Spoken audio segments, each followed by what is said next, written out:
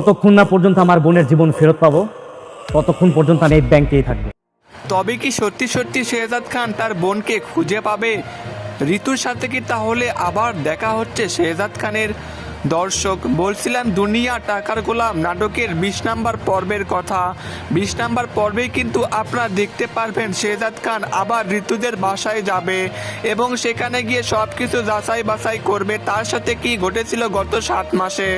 যখন শেহজাদ খান প্রমাণ পাবে যে সত্যি ঋতুর সাথে তার বিয়ে হয়েছিল, তখনই কিন্তু বন্ধুরা ফাতেমাকে ডিভোর্স দিয়ে ঋতুদের বাসায় চলে আসবে শেহজাদ খান। শেহজাদ চৌধুরী যখন জানতে পারবে তার স্ত্রী ফাতেমা আরেকজনের সাথে বিয়ে করেছিল তার অবর্তমানে, এই কথাটা যখনই শেহজাদ খান ঋতুদের বাসায় গিয়ে জানতে পারবে, তখনই কিন্তু ফাতেমার উপর চরম রেগে যাবে শেহজাদ খান, এমনকি ডিভোর্সও দিতে পারে। দর্শক, যদি সত্যি সত্যি শেহজাদ খান ফাতেমাকে ডিভোর্স দেয়, তাহলে কি শেষ পর্যন্ত ঋতুর কাছেই আবার ফিরে আসবে শেহজাদ খান? এদিকে যাকে হঠাৎ করেই বোন বলে ডেকেছিল শেহজাদ খান, তার বোনকেই কিন্তু মেরে ফেলা হয়েছে টাকার কারণে। তবে কি সত্যি এটা শেহজাদ খানের আসল বোন হতে চলেছে? হারিয়ে গিয়েছিল কি ছোটবেলায়? এমন কোনো রহস্য কি লুকিয়ে আছে এই গল্পের মধ্যে? দর্শক, দুনিয়া টাকার গোলাম নাটকের 20 নম্বর পর্বেই কিন্তু এই চমক আসতে চলেছে এবং সব কিছু পরিষ্কার হতে চলেছে আগামী 20 নম্বর পর্বেই। তবে খেলা কিন্তু এখানেই শেষ নয়, এবার শেহজাদ খানের সাথে লড়াই হবে সরকারের। কেনই বা সরকারের সাথে শেহজাদ খানের লড়াই হতে চলেছে?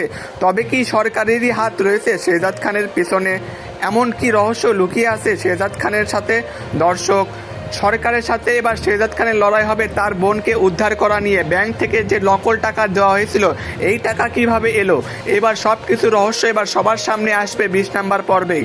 আগামী 20 নম্বর পর্বটি দুপুর 12টায় বৃহস্পতিবারে আসতে চলেছে প্রাঙ্কিং এন্টারটেনমেন্ট চ্যানেলের পর্দায়। দর্শক, দুনিয়া টাকার গোলাম নাটকটি কে কে পছন্দ করেন অবশ্যই কমেন্টে জানাতে ভুলবেন না। এবং আপনারা কি চান যে শেহজাদ খান ফাতেমার সঙ্গেই থাকুক, নাকি ঋতুর সাথে আবার তাদের বাসায় চলে যাক? আপনাদের কাছে কি মনে হচ্ছে? ফাতেমার সাথে কি তাকে বেশি মানাবে নাকি ঋতুর সাথে? কমেন্টে জানাতে ভুলবেন না। এদিকে রিশাদও কিন্তু জেনে গেছে যে শেহজাদ খানের আর কোনো কিছুই মনে নেই, অতীতে যা কিছু হয়েছে সব কিছু সে এখন ভুলে গিয়েছে।